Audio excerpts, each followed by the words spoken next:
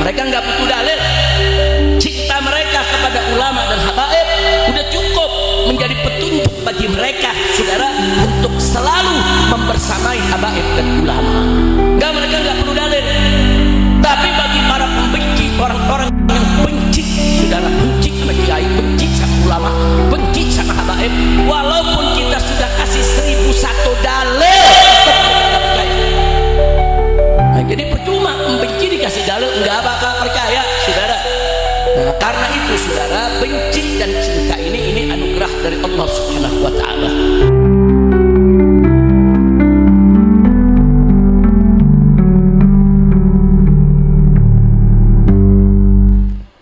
Assalamualaikum warahmatullahi wabarakatuh. Bismillah walhamdulillah wala hawla wala quwwata illa billah. Ashhadu an la ilaha illallah wahdahu la syarika lah wa ashhadu anna sayyidana Muhammadan abduhu wa rasuluh la nabiyya ba'dah.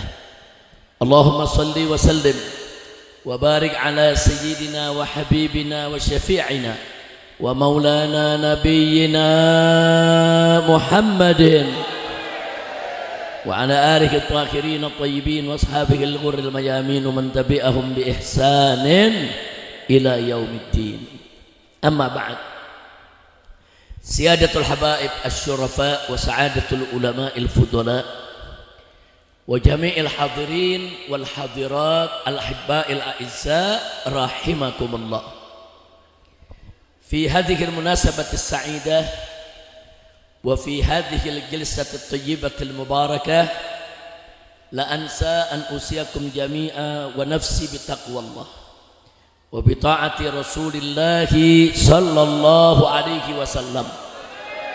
Fa nas'alullah subhanahu wa ta'ala an yahdiyana ila siratihil mustaqim wa yaj'alana minal muttaqin wa yudkhilana jannatahu jannatan na'im bihaqqi sayyidil mursalin walhamdulillahi rabbil alamin. Taqabbalallahu minna wa minkum fataqabbal ya karim.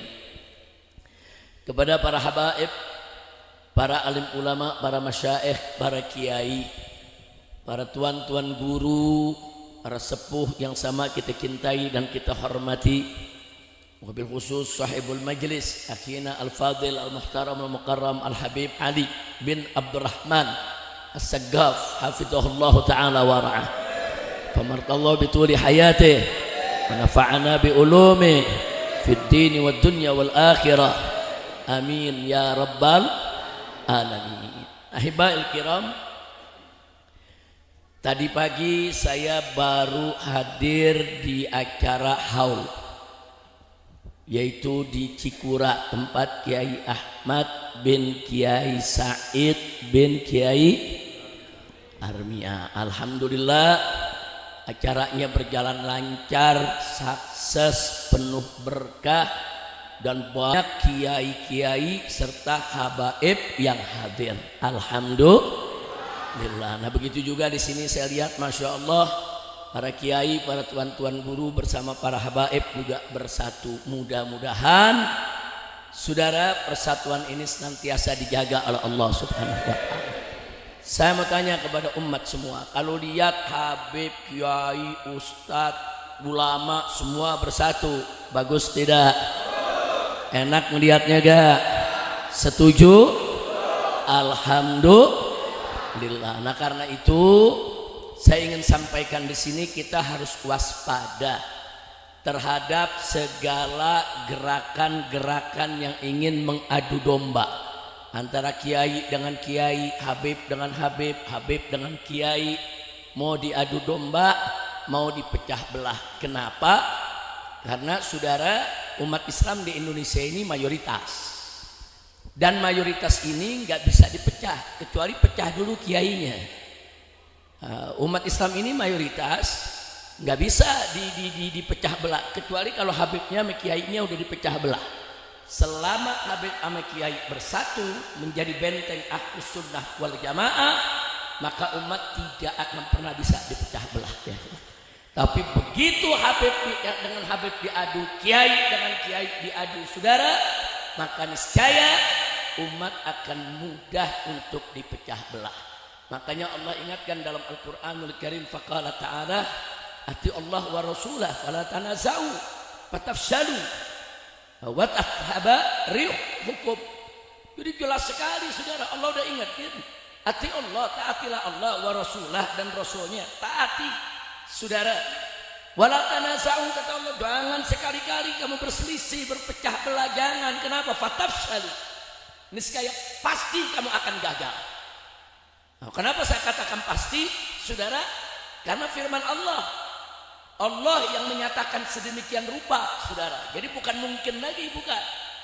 Pokoknya kalau sudah Allah sudah menyatakan, saudara, jangan kamu berpecah belah, fatafshalu. Kalau kamu berpecah belah, pasti kamu akan gagal. Bukan hanya sekedar gagal, wa tadhhaba rihukum. Apa maksud kita sabar hukum itu? Hilang kamu punya pengaruh, hilang kamu punya haibah, hilang kamu punya karisma, hilang semuanya. Nah, maka itu kita diminta semua untuk bersatu. Alhamdulillah. Siap bersatu? Takbir. Shallu ala nabi. Saudara, ulama itu pewaris Nabi.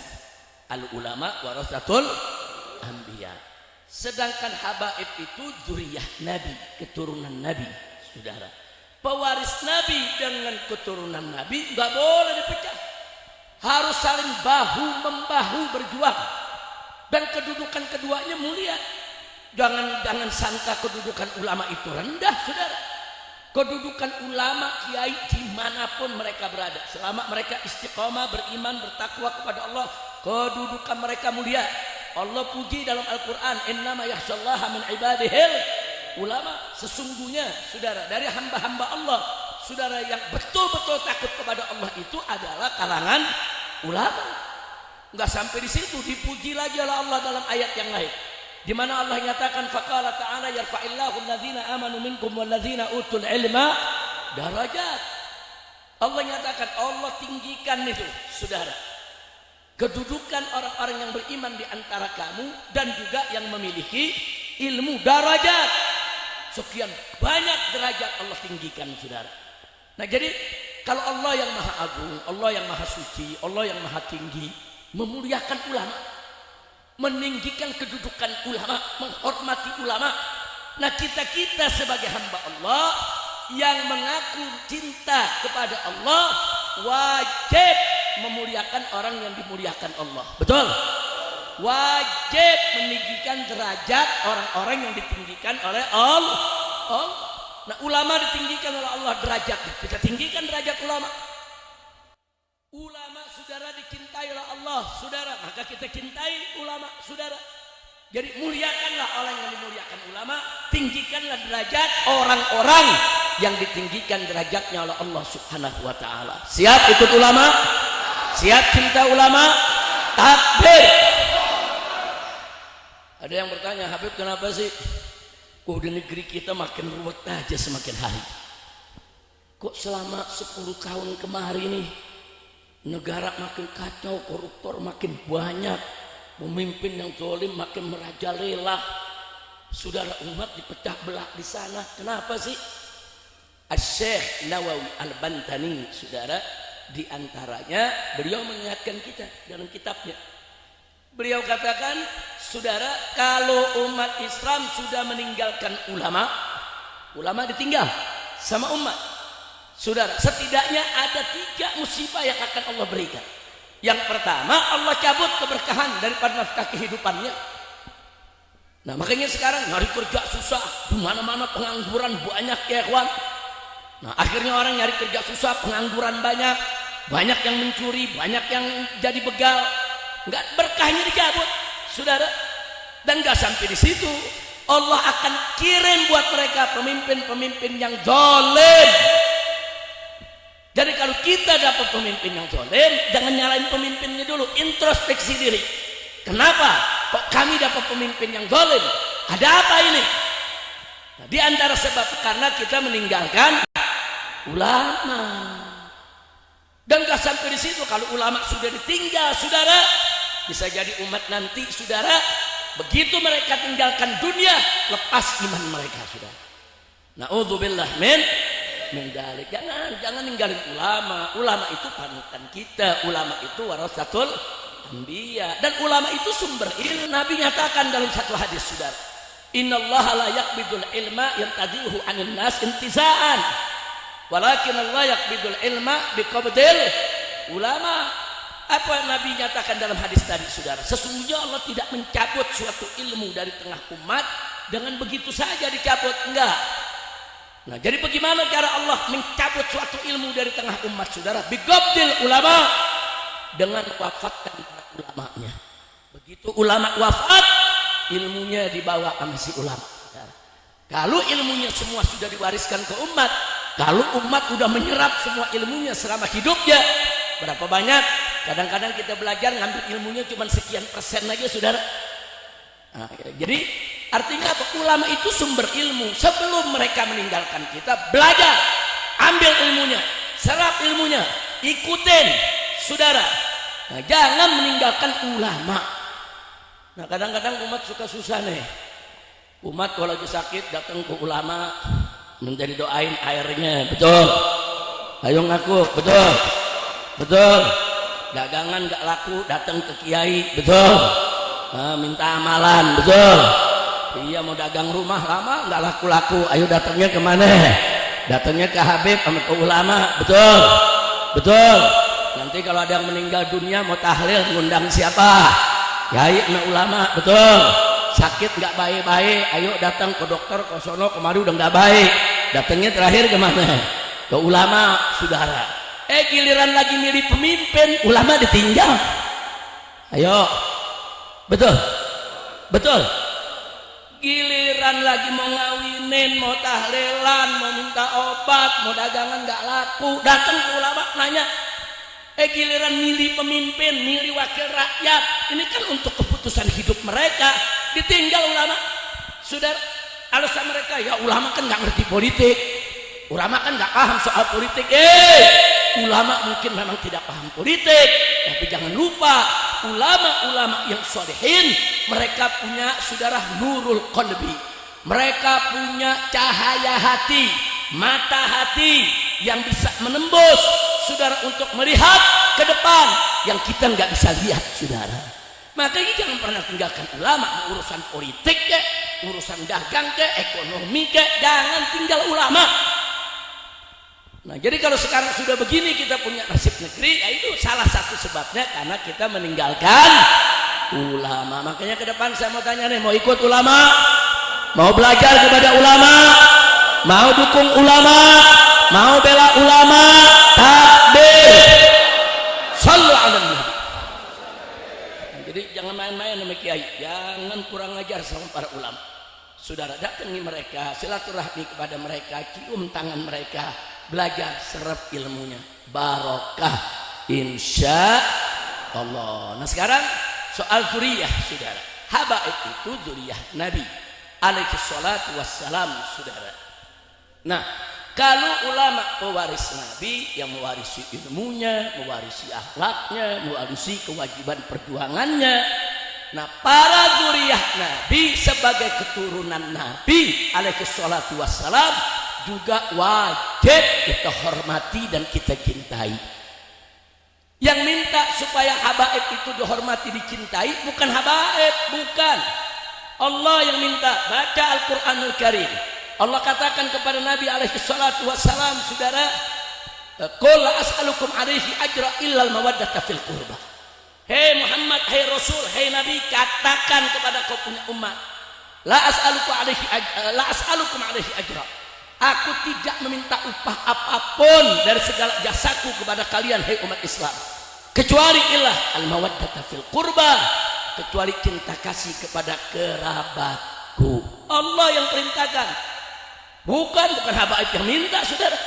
Soal sekarang ada orang yang cinta Habib, alhamdulillah, yang benci Habib, asyukrulillah.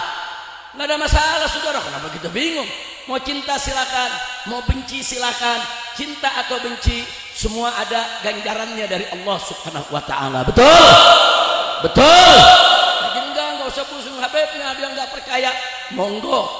Habib ini ada yang percaya, silakan. Habib ini ada yang memfitnah habaib begini ora opo-opo. Nah, pusing-pusing amat. Betul? Betul. Bagi para pecinta habaib saudara, bagi para pecinta saudara, pecinta habaib, pecinta ulama, pecinta kiai, mereka nggak butuh dalil. Cinta mereka kepada ulama dan habaib udah cukup menjadi petunjuk bagi mereka saudara untuk selalu membersamai habaib dan ulama. Mereka nggak perlu dalil. Tapi bagi para pembenci, orang-orang yang benci saudara, benci sama kiai, benci sama ulama, benci sama habaib, walaupun kita sudah kasih 1001 dalil tetap mereka nggak percaya. Nah, jadi percuma membenci dikasih dalil, nggak bakal percaya saudara. Nah, karena itu saudara, benci dan cinta ini anugerah dari Allah Subhanahu wa taala.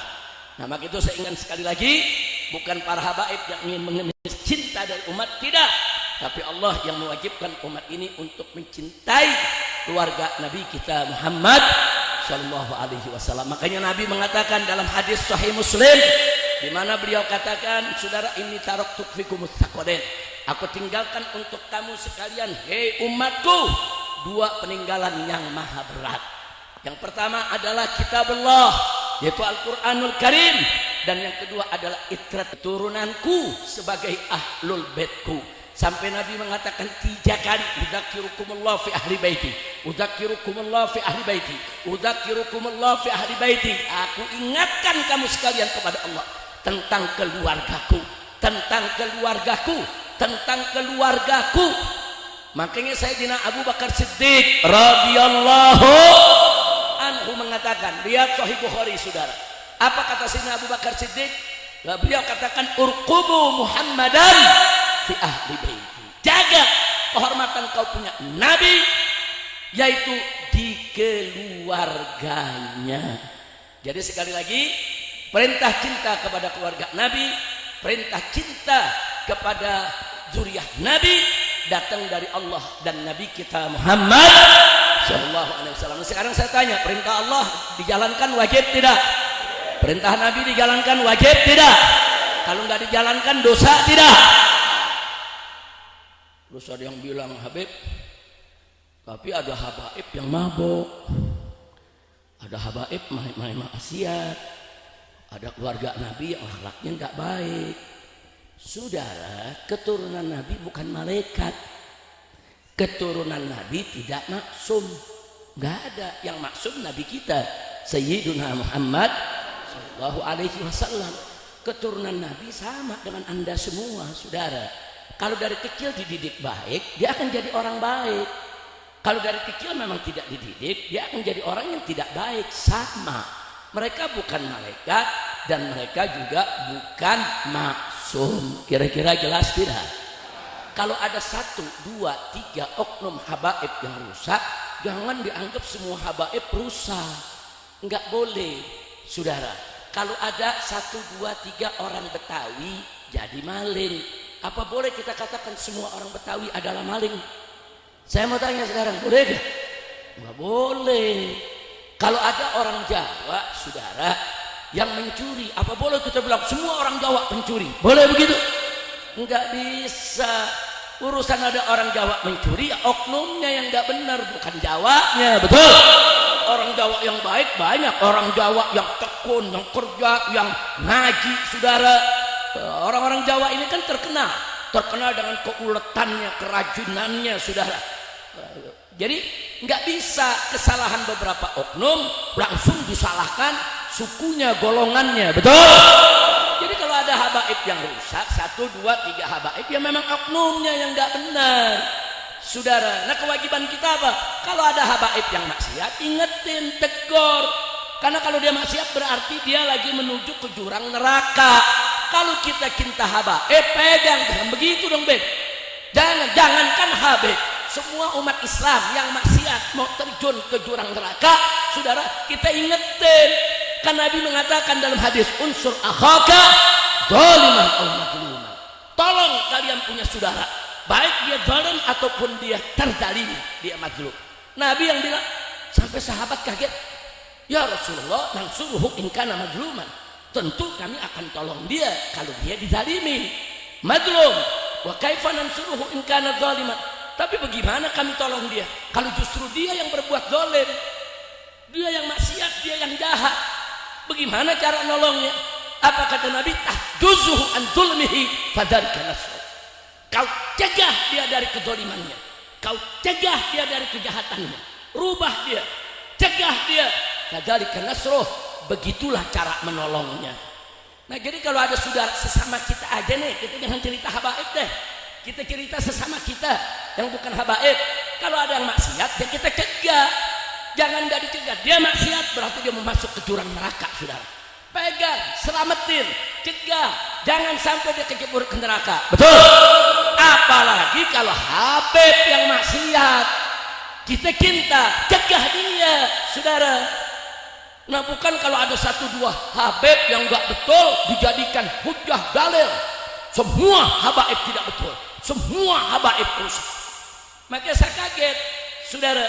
Baru 2 malam yang lalu di Malang, Jawa Timur, saudara, ada satu tokoh musisi bicara.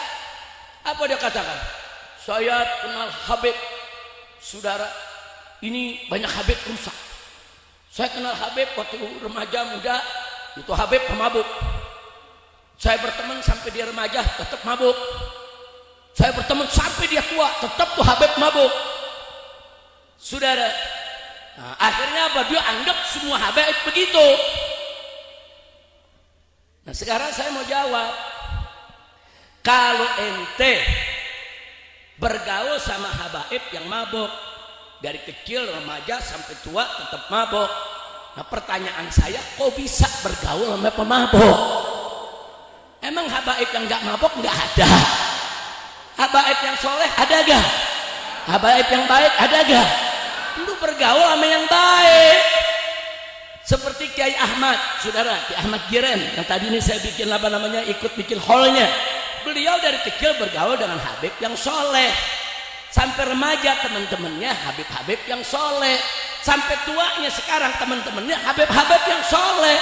Karena memang Ki Ahmadnya nyari habib yang soleh. Nah, ini yang ngomong di Malang, saya ketemu habib berteman, ini mabok, yang itu mabok, anu mabok, sampai tua mabok, lalu pilih yang mabok. Kan Nabi mengatakan dalam hadisnya, almar'u ala dini khalil. Seseorang itu sesuai agama temannya. Kita milih teman hati-hati, saudara. Kalau mau jadi orang baik, pilih teman yang baik.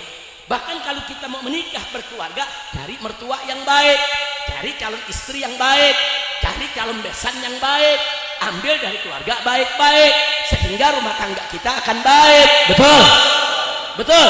Tapi kalau kita cari mertuanya yang mabok, saudara, besan-besannya mabok semua.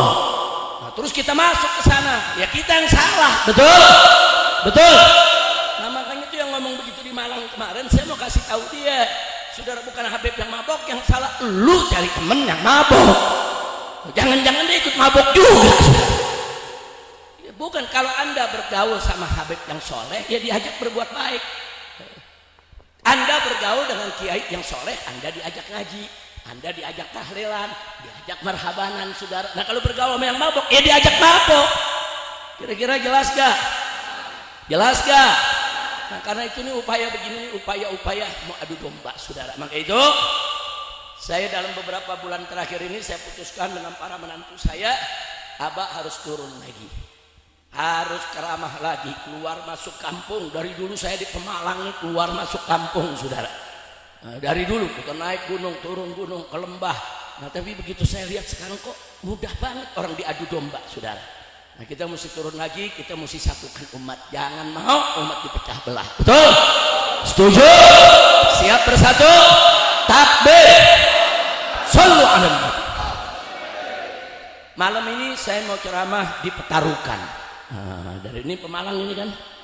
Iya, di Petarukan Pemalang. Ada yang ngancam, ada yang tulis surat ke polisi. Kami menolak kehadiran Habib Rizik. Wow. Alasannya satu, karena Habib Rizik keras. Dua, karena dikhawatirkan akan terjadi keributan. Wow. Saudara, saya dari tahun 85 udah ngajar jadi guru. 90 pulang dari Saudi Arabia, saya terus dakwah ke sana kemari. Saya udah 40 tahun ceramah, ngajar, nggak ada yang ribut, saudara. Nggak ada. Saya ceramah di Pemalang begitu bubar tonjok-tonjokan panitianya. Nggak ada, saudara. Nggak ada. Wah, tapi Habib Rizik itu keras kata mereka. Loh, saya mau kasih tahu yang memang saya keras. Keras terhadap narkoba, keras terhadap minuman keras, keras terhadap pelacuran, keras terhadap koruptor, keras terhadap pejabat-pejabat yang bejat. Saudara, ya saya keras terhadap maksiat. Mau apa? Betul? Waktu bilang keras, memang harus keras kepada maksiat, saudara. Tapi kalau kepada kiai nggak bisa saya keras. Kepada santri nggak bisa saya keras, saudara. Kepada kiai, saudara, di mana saya ketemu kiai-kiai, saya cium tangannya, saya cium jidatnya, saudara. Kenapa? Karena mereka orang-orang yang patut kita cintai. Ada tempatnya, keras ada tempatnya, lembut ada tempatnya, betul? Takbir. Memang Habib Rizik dari dulu udah begini. Nah, udah dari dulu ya begini, nggak berubah, enggak. Saudara, nah jadi kok alasannya keras, alasannya ada ribut kapan kita pernah ribut? Nah, cuman saya mau ingatkan aja dah semua yang ada di sini. Dulu, saudara, tahun 48 sampai tahun 65 ada kelompok yang suka mengganggu habaib dan kiai. Siapa mereka? Mereka adalah PKI. Nah, ini kalau anak-anak yang umurnya 30 tahun belum tahu itu PKI, saudara. Anak-anak yang umurnya di bawah 40 nggak tahu itu PKI, saudara, karena mereka nggak ngalamin. Apalagi setelah kita reformasi pada tahun 98, itu pelajaran sejarah tentang PKI dihapus dari buku sejarah. Nah, makanya anak-anak sekolah yang sekolahnya mulai tahun 90-an sampai hari ini nggak tahu PKI, kecuali kalau mereka masuk pesantren diceritain sama kiainya. Nah, maka itu sekarang ini kenapa PKI bisa bangkit? Karena generasi milenial maupun Gen Z, saudara, nggak tahu siapa itu PKI. Nah, ini mesti kita kasih tahu. PKI itu tahun 1948, saudara, di Madiun sampai di Magetan, saudara, Magelang, begitu juga di Solo, mereka melakukan pemberontakan. Pondok-pondok pesantren dibakar, santri dibantai, kiai dibunuh, bahkan kiai, saudara, dipotong-potong, dimasukkan ke dalam lubang di Magetan. Ada 7 lubang yang disebut lubang neraka, saudara. Nah, ini anak-anak muda nggak tahu. Dulu di pelajaran sejarah ada. Waktu saya SD, waktu saya SMP, SMA, ada itu pelajaran. Dihapus semenjak kita reformasi. Jadi dari tahun 98 sudah dihapus. Nah, kenapa dihapus? Karena ada anak keturunan PKI yang masih mengusung ideologi PKI, yang sakit hati terhadap umat Islam, yang dulu memerangi mereka, saudara. Sekarang mereka sudah ada yang jadi bupati, gubernur, wali kota, anggota dewan, saudara. Sehingga mereka yang minta itu semua dihapus, saudara. Nah, akibatnya apa? Akibatnya anak-anak kita generasi milenial dan Gen Z nggak tahu apa itu PKI. Bahkan kadang-kadang generasi milenial dan Gen Z ini dia mendengar cerita atau membaca tulisan yang muji-muji PKI. Bahkan mereka bilang PKI ini korban, saudara. Dan ini berbahaya sekali. Itu tahun 48, saudara. Akhirnya Musso dikejar dan dibunuh.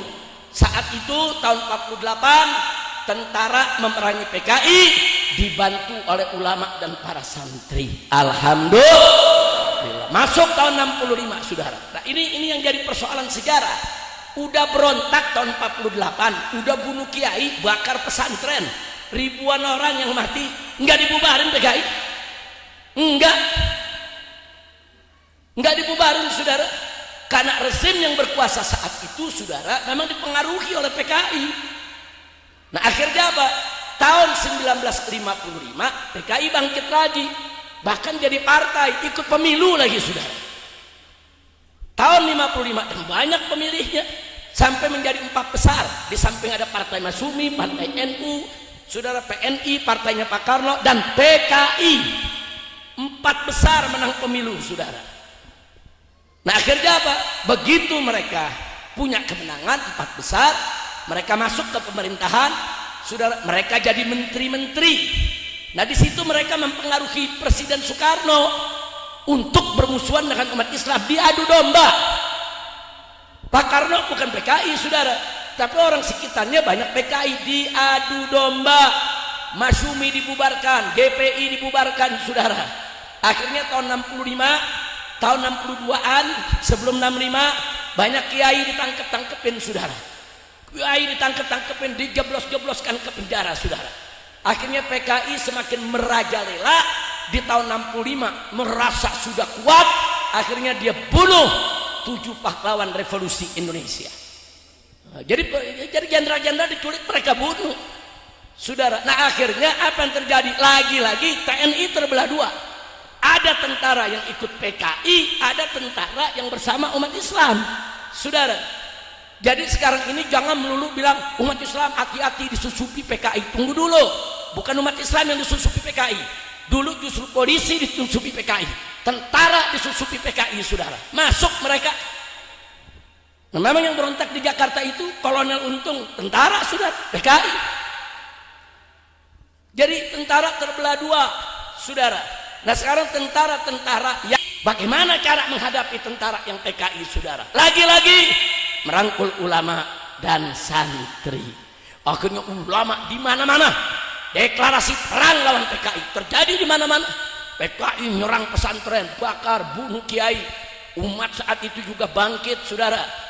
Almarhum Kiai Haji Hasim Muzadi, guru saya, orang tua saya, sahabat saya, saudara, Allah yarhamuh.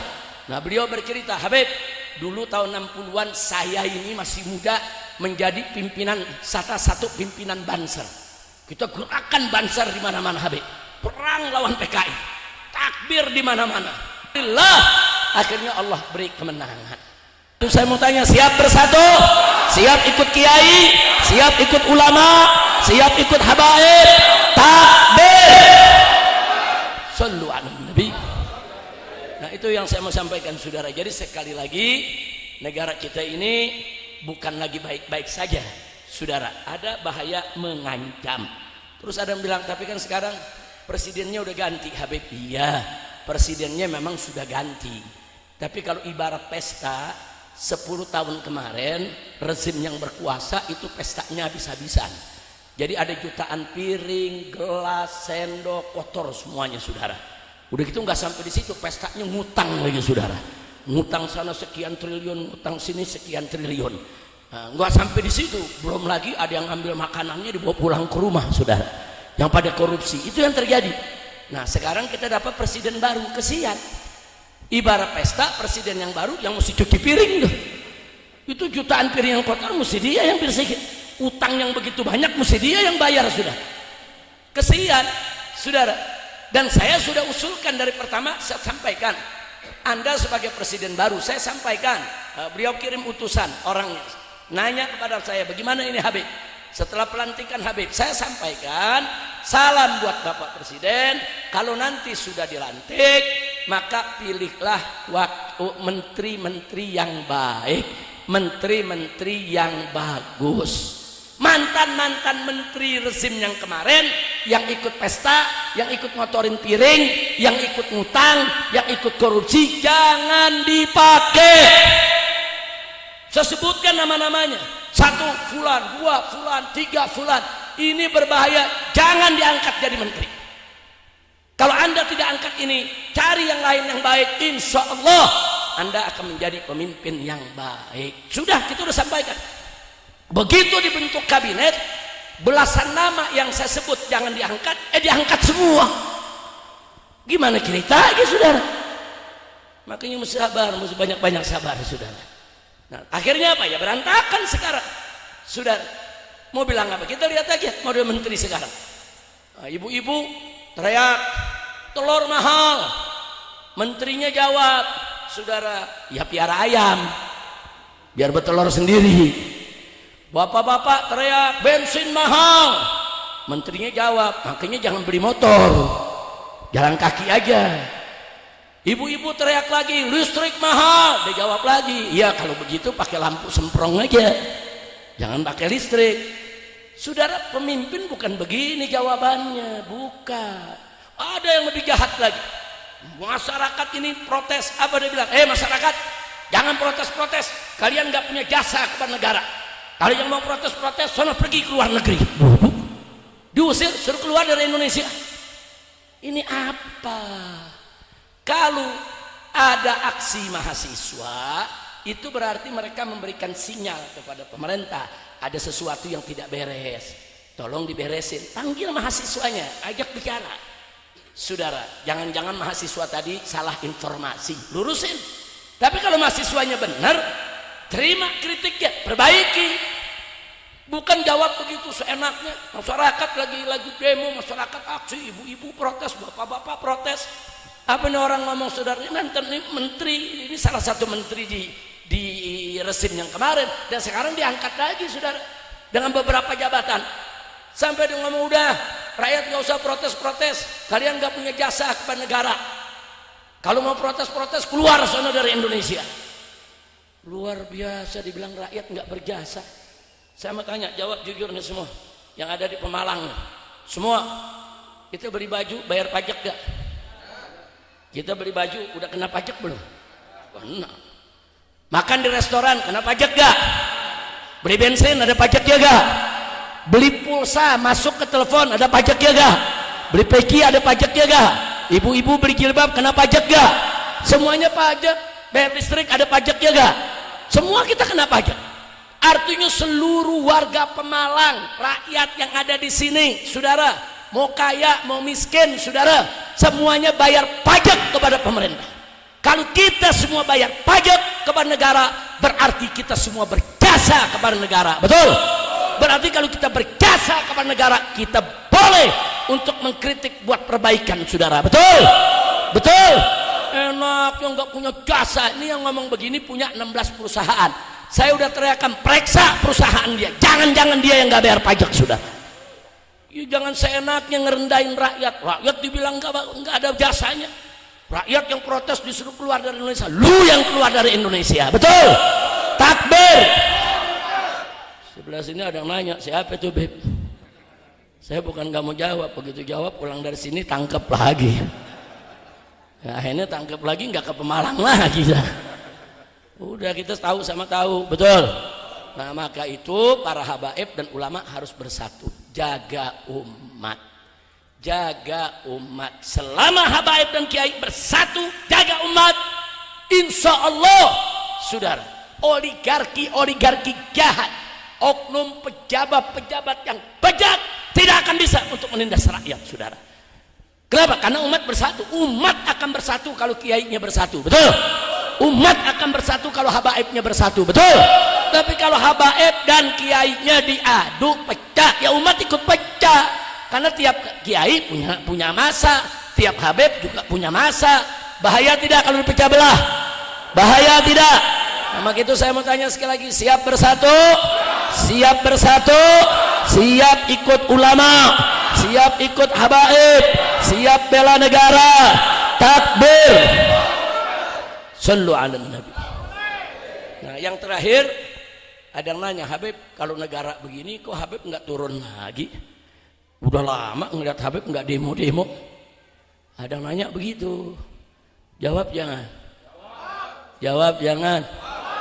Kapan? Tahun depan deh. Biar kita datang lagi, Habib Ali. Masya Allah. Jawab. Betul.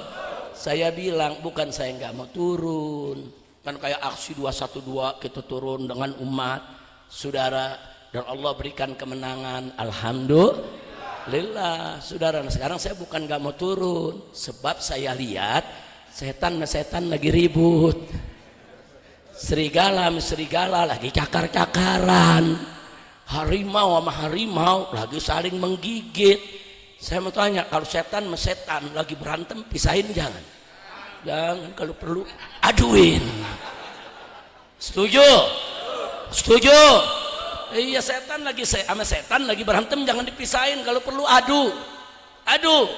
Gelar tikar pakai kopi ame makan jagung rebus. Udah. Kita tonton aja setan sama setan berkelahi. Setuju?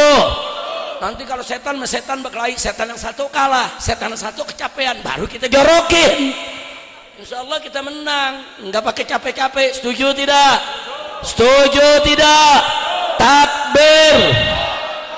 Setan sama setan kalau lagi berantem. Saya mau tanya nih semua nih sekarang. Saya mau tanya, saudara. Adu domba itu halal atau haram? Haram. Jawabnya yang semangat. Adu domba halal apa haram?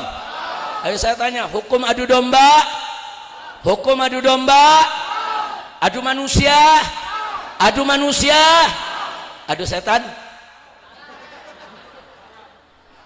Ayo, jawabnya yang semangat dong jawabnya. Ayo sekali lagi, hukum adu domba? Adu domba? Adu manusia? Adu manusia? Adu setan? Aduh setan. Wih. Jadi tahu kan kenapa saya nggak turun-turun? Tahu? Tunggu tanggal mainnya. Tuh yang pojok nanya, setannya siapa, Beb? Lu jangan nanya. Kalau Anda nanya saya jawab, pulang dari sini tangkap lagi. Iya, kalau begini kan nggak bisa ditangkap. Saya ngomong setan, saya nggak sebut nama pejabat, betul? Betul? Saudara, dulu zaman Orde Baru, zaman Pak Harto, itu korupsi sudah ada, bukan nggak ada. Tapi korupsinya di kolong meja. Kenapa korupsi di kolong meja? Masih punya rasa malu. Masih punya rasa malu, saudara. Nah begitu reformasi, saudara, korupsinya naik ke di atas meja. Kenapa di atas meja? Malunya udah mulai hilang. Begitu 10 tahun kemarin, di zaman siapa tuh kemarin 10 tahun? Tahu kan 10 tahun kemarin kan? Tahu rezimnya kan? Tahu. Itu korupsinya sama meja-mejanya dibawa lari. Kira-kira jelas gak? Jadi zaman Orde Baru, zaman Pak Harto, korupsinya di kolong meja. Reformasi, korupsinya naik di atas meja. Zaman presiden yang kemarin, korupsi sama meja-mejanya dibawa lari. Innalillahi. Tahu kan orangnya? Tahu? Lu jangan sebut nama dong. Lu pakai sebut nama, jangan sebut nama. Tapi yang lu sebut benar. Jadi kalau ada polisi di sini tuh yang nyebut tuh, yang nyebut. Takbir. Habib nggak nyebut nama, betul? Tuh yang nyebut tuh. Pokoknya ada polisi dicari, yang nyebut siapa? Udah kalau begitu saudara, sekarang begini aja dah. Saya mau kasih kabar gembira. Ini dalam 1 tahun terakhir ini umat di mana-mana saudara diajak oleh para kiainya baca sholawat asghilidz zalimin bidz zalimin. Apa arti asghilidz zalimin bidz zalimin? Ya Allah, bikin sibuk orang zalim dengan orang zalim. Nah ini yang terjadi sekarang.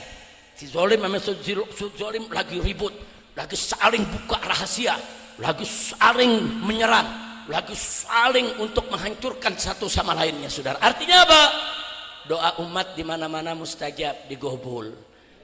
Doa satu kiai aja digobul, doa satu santri yang soleh digobul, apalagi kalau baca asghilidz zalimin bidz zalimin di majelis taklim, di masjid, di pesantren, di lapangan, di tabligh akbar, di mana-mana.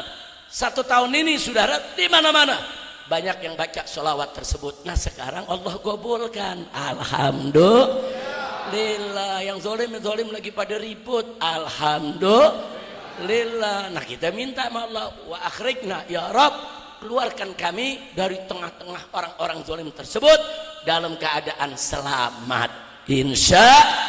Tahu selawatnya? Tahu selawatnya? Ayo, mana Habib Muhammad sama Habib Hussein sini, masih ada mic gak? Nah, ada berapa mic-nya? Ada satu lagi, pegang Habib Muhammad. Habib Hussein juga pegang mic-nya. Ayo semua sama-sama coba dites, ada suara ya. Ayo rame-rame semua. Allahumma salli ala sayyidina Muhammad wa ashghilil zalimin bizzalimin. Allahumma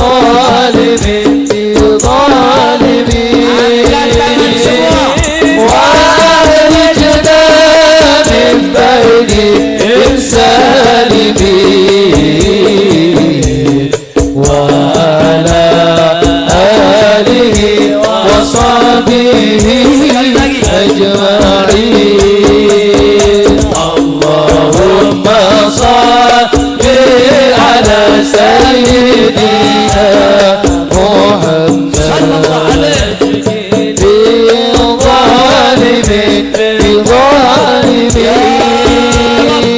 اللهم صل على سيدنا محمد أدري ظالمين بظالمين وأخرجنا من بينهم سالمين وعلى آله وصحبه أجمعين صلى الله ربنا على نور المبين أحمد المصطفى سيد المرسلين صلى الله ربنا على نور المبين أحمد المصطفى سيد المرسلين وعلى آله وصحبه أجمعين وعلى آله وصحبه أجمعين صلى الله ربنا على نور المبين أحمد المصطفى سيد المرسلين صلى الله ربنا على نور المبين أحمد المصطفى سيد المرسلين وعلى آله وصحبه أجمعين وعلى آله وصحبه أجمعين صلى الله ربنا على نور المبين أحمد المصطفى سيد المرسلين صلى الله ربنا على نور المبين أحمد المصطفى سيد المرسلين وعلى آله وصحبه أجمعين وعلى آله وصحبه أجمعين صلاة الله سلام الله على طه رسول الله صلاة الله سلام الله على ياسين حبيب الله semua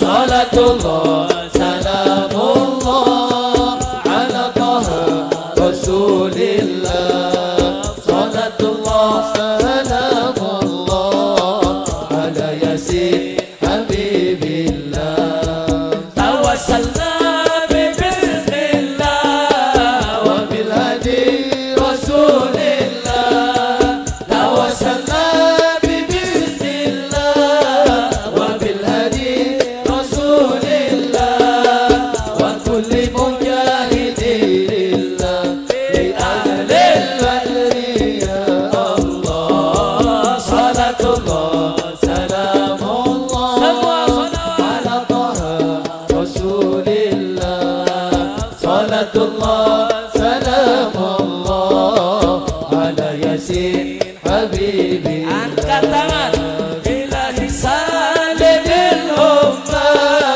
من الآفات والنعمة إلهي سالم الأمة من الآفات والنعمة ومن همي ومن همة بأهل البدر يا الله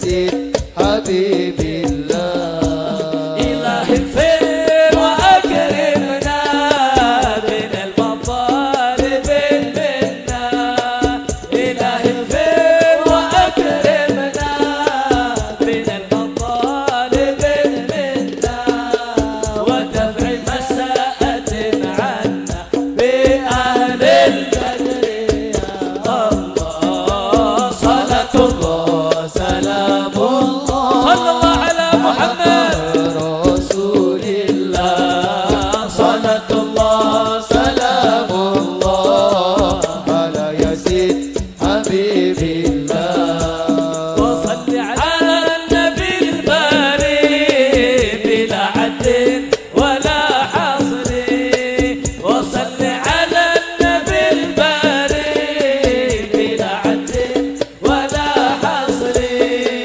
والنبي سادة الغر في أهل البدر يا الله صلاة الله سلام الله على طه رسول الله واستر الغيوب وفرج الكروب يا مقلب القلوب يا رب حبيب الله صلاة الله سلام الله اللهم يا ربنا رسول اللهم أرنا الحق حقا وارزقنا اتباعه وأرنا باطل باطلا على اجتنابه حبيب اجعلنا من الصالحين صلاة الله سلام يا رب على طه اللهم ارحمنا وارحم المسلمين صلاة اللهم ادفع عنا وعن جميع المسلمين الوباء والبلاء والفتن ما ظهر منها وما بطن صلاة الله سلام الله على طه رسول الله صلاة الله سلام الله على ياسين حبيب الله على ياسين حبيب الله على ياسين حبيب الله صلوا على النبي الله صل عليه Alhamdulillah. Nah, jadi kalau pertama tadi kita baca asdirid dolimin bid zolimin, yang terakhir itu selawat badar. Dulu semasa hidupnya Habib Soleh Tanggul, Keramat Tanggul saudara, Habib Soleh Al-Hamid, di tahun 65-an ketika terjadi ketegangan dengan PKI, banyak ulama dibunuh di mana tempat. Nah, beliau dapat tulisan selawat badar dari seorang kiai saudara. Nah, akhirnya beliau wasiatkan di masjid-masjid, di madrasah, di majelis taklim, di Jawa Timur, Jawa Tengah, sampai ke Jawa Barat untuk membaca selawat badar. Jadi dulu selawat badar itu benteng umat Islam di Indonesia buat lawan PKI. Dan Allah berikan menang. Makanya tadi kan ilahi salimil ummah. Wahai Tuhanku selamatkan ini umat. Minal afati wan niqmah. Yaitu dari segala mara bahaya dan musibah. Niqmah, bukan ni'mah, bukan. Ada naqam, ada ni'am. Nah, jadi jauhkan itu semua ya Allah. Nah, jadi memang kita minta kepada Allah supaya dijauhkan segala musibah dan supaya kita ini diberikan kemenangan. Alhamdulillah kita menang. Nah, gerakan PKI sekarang ini sudah mulai ada, walaupun namanya bukan PKI saudara, tapi ideologinya, pahamnya, caranya, modusnya, perilakunya persis sama seperti PKI tahun 65. Maka itu waspada, hati-hati, yuk kita bersatu. Nah, kuncinya jangan tinggalkan ulama. Nah, sekali lagi tuh para santri semua dan santriwati, jangan tinggalkan ulama. Nah, mudah-mudahan selesai acara ini, semua yang hadir sini, kaum bapak, kaum ibu, pemuda, pemudi, insya Allah pulang dari sini mendapatkan keberkahan dari Allah. Diampuni semua dosanya, dimaafkan semua kesalahannya, disembuhkan penyakitnya, dilunaskan hutang piutangnya, diberkahi nafkah kehidupannya, diharmoniskan rumah tangganya, dan yang belum berkeluarga dientengkan jodohnya supaya mendapatkan istri yang solehat dan mendapatkan keturunan yang solehin dan solehat. Dan semoga kita semua bahagia dari dunia hingga akhirat. Dan bibarakatil Fatihah, kita akan baca Fatihah, kita mohon kepada Allah hari ini kita dikumpulkan di Pulau Sari dari Pemalang ini, insya Allah nanti kita dikumpulkan oleh Allah dalam surganya, duduk bersama Nabi kita Muhammad Sallallahu Alaihi Wasallam. Dan saya yakin para habaib yang merupakan keturunan Nabi bersama para muhibbin, para pecintanya, mereka akan diterima oleh Nabi kita Muhammad dan mudah-mudahan mendapatkan syafaatnya, duduk di telaga Al-Kautsar, biar kita bisa mendapatkan yang minuman dari air surga. Ala hadhihi niyya wa likulli niyatin salihah wa ila hadratin nabiyil mustafa sallallahu alaihi wasallam bisirril Fatihah.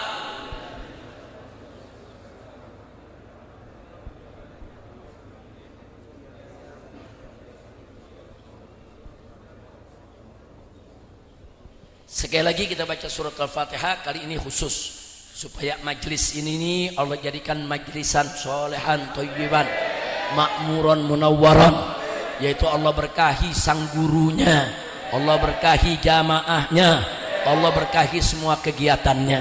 Dan semoga Habib Ali bin Abdurrahman Sagaf, begitu juga orang tuanya dan semua habaib serta para kiai, guru-guru kita semuanya panjang umur dalam taat, dalam sehat wal afiat, dalam taat dan ibadat, dan dimenangkan langkah perjuangan dakwahnya.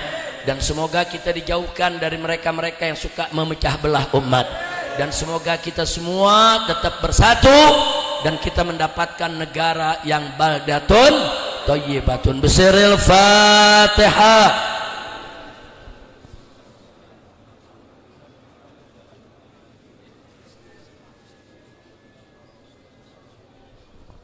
Mari kita tutup dengan doa penutup majlis. Ya Rabbana tarafna, sama-sama Habib Husin. Ayo, itu mic-nya sama-sama ya. Ya Rabbana tarafna bi annana iqtarafna wa annana asrafna ala lama ashrafna fatub علينا توبة تغسل كل حوبة واستر لنا العورات وآمن الروعات واغفر لوالدينا ربي ومولودينا والآل والإخوان وسائر الخلان وكل ذي محبة أو جيرة أو صحبة والمسلمين أجمع آمين يا ربي يسمع فضلا وجودا منا لا باكتساب منا بالمصطفى الرسول نحظى بكل سور صلى وسلم ربي عليه عد الحبيب وآله وصحبه عداد طش صحبي والحمد لله في البدء والثناء والحمد لله في البدء والثناء. صلوا على النبي. Kira-kira yang saya sampaikan hari ini jelas atau tidak? Paham semua? Alhamdulillah. Nah, saya mau perkenalkan di akhir, saya datang tidak sendiri. Saya datang pertama berdiri, Habib Alwi. Nah, ini saya punya mantu yang pertama, Habib Alwi bin Sumit, saudara. Kemudian yang kedua, silakan Habib Muhammad bin Husin Al-Attas. Nah, ini juga saya punya menantu. Ini Ketua Umum FPI Pusat, DPP FPI. Takbir. Silakan. Kemudian yang berikutnya Habib Muhammad bin Hadi Al-Habsyi yang tadi ikut mengiringi baca selawat. Beliau saudara, ini ketua umum pondok pesantren saya Markas Syariat di Mega Mendung. Ini juga mantu saya. Shallu ala nabi. Kemudian yang berikutnya silakan diri. Nah, ini Habib Hussein bin Anis Assegaf. Baru kemarin diwisuda di Universitas Al-Ahqaf Yaman. Ini juga saya punya menantu. Nah, ada lagi saya punya menantu yang gak ikut, Habib Hanif Al-Attas, yang suka keliling ceramah di mana-mana. Jadi saya selama ini jarang ceramah karena mantu-mantu saya ini alhamdulillah semuanya ustadz, semuanya dai, dan mereka bisa menggantikan saya di berbagai tempat. Cuma sekarang karena saya lihat gerakan PKI berbahaya, terpaksa saya harus turun gunung lagi. Nah, maka itu saya mau tanya, saya ceramah lagi, masuk Tegal, masuk ke Malang, setuju tidak? Setuju tidak? Dukung tidak? Nah, maka itu sekali lagi saya mau tanya, siap bersatu? Siap berjuang? Siap ikut kiai? Siap ikut ulama? Siap ikut habaib? Siap jaga pondok pesantren? Takbir! Angkat tangan semuanya, takbir! Takbir! Takbir! Sallu ala nabi. Allahu akbar, Allahu akbar, Allahu akbar, walillahil hamd. Allahumma shalli ala sayyidina Muhammad wa ala ali sayyidina Muhammad. Sekian yang bisa saya sampaikan. Terima kasih atas segala perhatiannya. Mohon maaf atas segala kekurangannya. Wallahul muwaffiq ila aqwamit thoriq. Hadani Allah wa iyyakum ila siratil mustaqim. Wassalamualaikum warahmatullahi wabarakatuh.